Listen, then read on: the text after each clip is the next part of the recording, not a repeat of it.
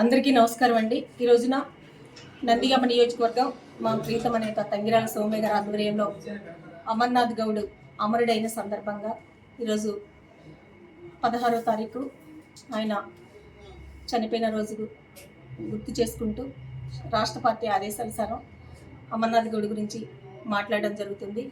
ముఖ్యంగా గొడ్డలి పార్టీ వెన్నుపోటుకి అలాగే పూరత్వమైన పనులు చేయడానికి, మర్డర్లు చేయడానికి కేర్ ఆఫ్ అడ్రస్గా ఉంది. తప్పులన్నీ చేయడం, ఎదటి వాళ్ళ మీద వేయడం వాళ్ళకు అలవాటైపోయింది. ఏ విధమైనటువంటి సిద్ధాంతాలు లేకుండా పుట్టినటువంటి పార్టీ క్విడ్ అండ్ ప్రో సిద్ధాంతంతో ముందుకెళ్తూ నాకది నీకిది అని మాత్రమే వాళ్ళకు తెలుసు. వాళ్ళ నాయకుడు ఎలా ఉంటే వాళ్ళ క్యాడర్ కూడా అలానే ఉంది. ఆ విధంగానే 2 సంవత్సరాలు పూర్తి చేసుకొని మంచిగా పార్టీ అన్ని సంక్షేమం, అభివృద్ధిని, ఉద్యోగాలు, ఉపాధి అవకాశాలని సమానంగా ప్రోత్సహిస్తూ ముందుకెళ్తుంటే అనేక ఆరోపణలు చేస్తూ, నిందలేస్తూ, వాళ్ళు ఇష్టం వచ్చినట్టు మాట్లాడుతా క్యారెక్టర్లని తక్కువ చేసి మాట్లాడుతూ ఉన్నారు. దీన్ని తీవ్రంగా ఖండిస్తున్నాం. ఈ రోజున అమర్నాథ్ గౌడ్ నిజంగా చెప్పాలంటే వాళ్ళ అక్కని వైసీపీకి సంబంధించినటువంటి సానుభూతి పరుడు ఇబ్బంది పెడుతూ వేధిస్తూ ఉంటే ఇది కరెక్ట్ కాదు అన్నందుకు యాసిడ్ పోసి, పెట్రోల్ పోసి దాడి చేసి చంపినటువంటి చరిత్ర వైఎస్ఆర్సీపీ సానుభూతి పరుడిది. ఆనాటి ముఖ్యమంత్రిగా ఉండి కూడా జగన్మోహన్ రెడ్డి కనీసం ఒక బీసీ వ్యక్తి కుటుంబాన్ని, పిల్లోడు 10th క్లాస్ చదువుకొని ముందుకెళ్తున్నటువంటి పిల్లోడు, 15 సంవత్సరాల బాలుడు చనిపోతే, తండ్రి లేని పిల్లోడు చనిపోతే కేవలం ఒక ఆడబిడ్డని ఇబ్బంది పెట్టారు అనే ఉద్దేశంతో అబ్బాయి చనిపోయే విధంగా క్రియేట్ చేపించినటువంటి జగన్మోహన్ రెడ్డి కనీసం ఆ కుటుంబాన్ని పలకరించడం కానీ, ఆ కుటుంబానికి మంచి చేయడం కానీ చేయలేదు.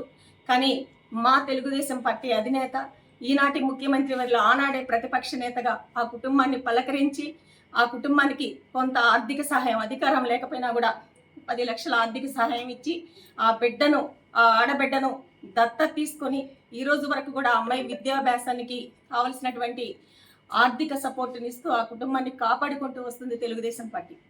తెలుగుదేశం పార్టీ అంటే బీసీల పార్టీ. బీసీలు ఎప్పుడు కూడా తెలుగుదేశం పార్టీకి వెన్నంటి ఉన్నారు.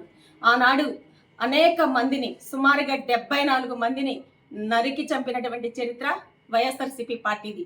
సుమారుగా 5,000 మంది మీద అక్రమ కేసులు, దాడులు, దౌర్జన్యాలు, నిర్బంధాలు, ఆఖరికి జైలు శిక్షలు బీసీలను చేపించినటువంటి చరిత్ర ఆనాటి వైఎస్ఆర్సీపీ పార్టీది అధికారంలో ఉండి.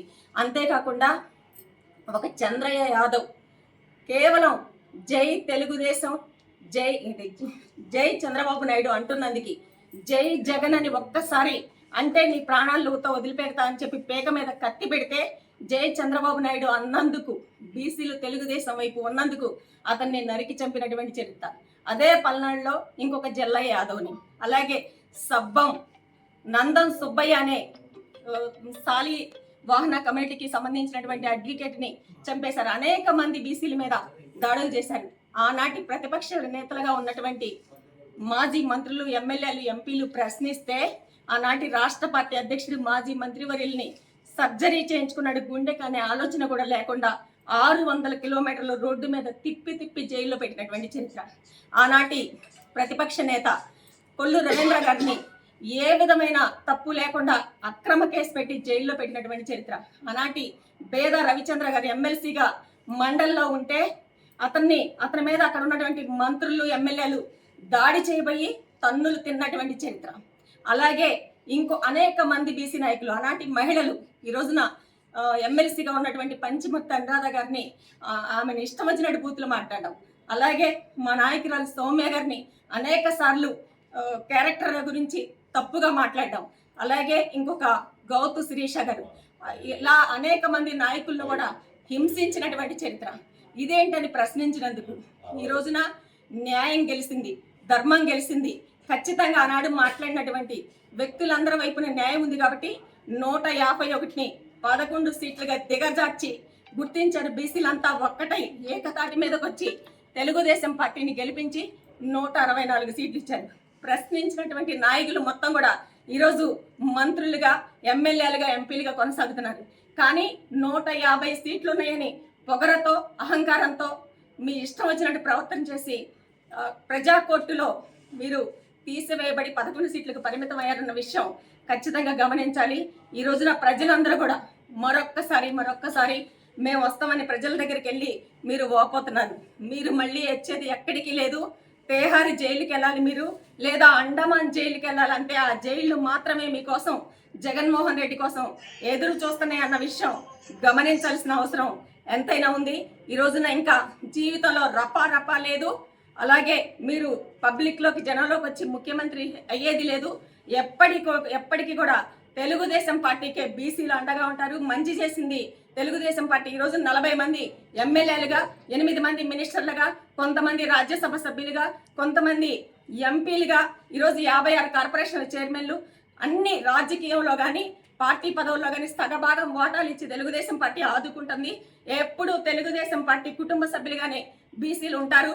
మీకు ఎన్నటికీ అవకాశం రాదని హెచ్చరిస్తూ సెలవు తీసుకుంటున్నాను.